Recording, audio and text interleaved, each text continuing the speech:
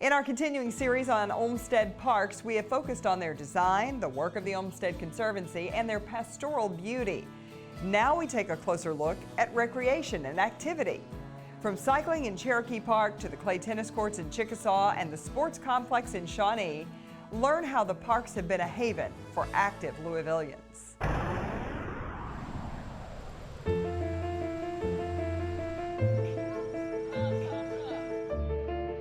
Well, if you're at all active outdoors, which I'm very active outdoors and very active in many ways for that matter, you inevitably are going through the parks, either to have a good time or passing through the parks. And I'm the kind of person that if you're by a park and you can drive by it or through it, I do that just because it feels good. Parks have so many different uses in so many different ways, and you could be there while 4,000 people are watching the dirt bowl and look over in the distance and you see somebody just having a run through the park by themselves, a solitary experience. So then you look further and you see the river in the distance. So there's just so many different manifestations and uses of the park that they're central to a high quality of life in our city.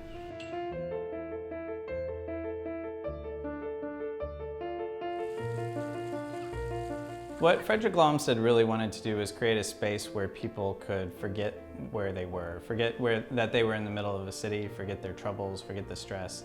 He thought parks were soothing and had a therapeutic effect. So he really wanted to create spaces that fostered that fostered quiet contemplation and reflection and interaction with nature. Olmsted did not like sports. He did not want sports in his parks. He thought his parks were for quiet reflection. And there were always pressures to put more recreational activities into his parks. There was a plan for a racing concourse where people could go on horse races.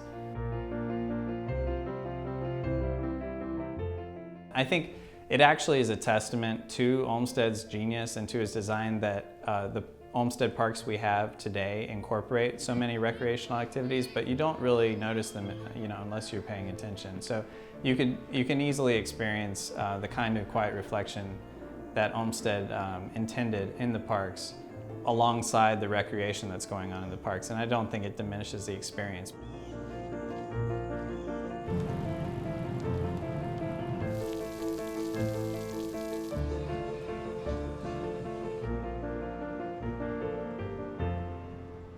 Depending on where they are and what their activities are, people can make any park do what they want it to do for the most part. Whether you're a runner, a bicyclist, if you just want to go and have a little R&R in the park, just about every park in the system can accommodate you in some fashion.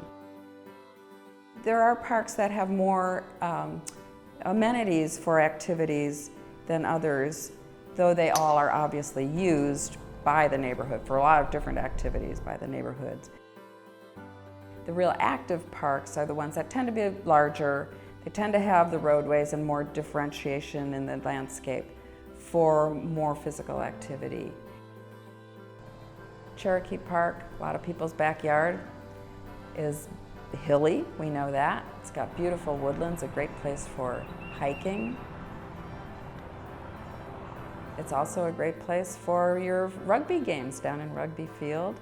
And up at the top of Bonnycastle Hill, the baseball games that go on there. The bicyclists, there's just wonderful bicycling throughout the whole park. I think there's 12 miles of off-road biking in Cherokee Park, and then all the roads themselves. Iroquois Park, also great for bicycling and other kinds of activities.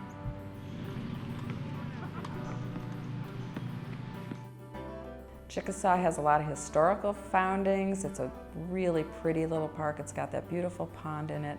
People fish. The tennis courts are probably the most famous tennis courts around because they're the only public courts with clay. There are a lot of tennis tournaments there for that reason. Algonquin is a much used park. Really, in that area, there are not many parks in the southwestern part of Louisville. And Algonquin has great walking path. It's got great baseball, football fields. It's a much used park by a lot of people in that area. Then there are the parks, the flat, great lawn at Shawnee Park is perfect for music, for baseball games, for any kind of activity that requires flat. And people who just want to go and sit and look at the view of the river, that's a great place to do it.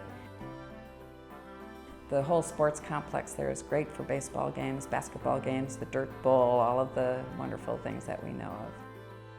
So depending on the landscape and how the land is architected, people will find ways to recreate in those parks.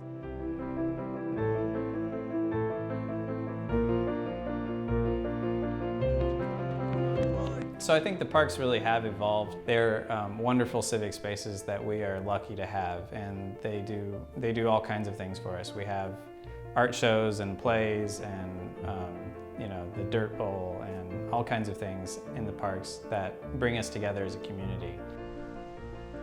It's become a key part of our identity as a city.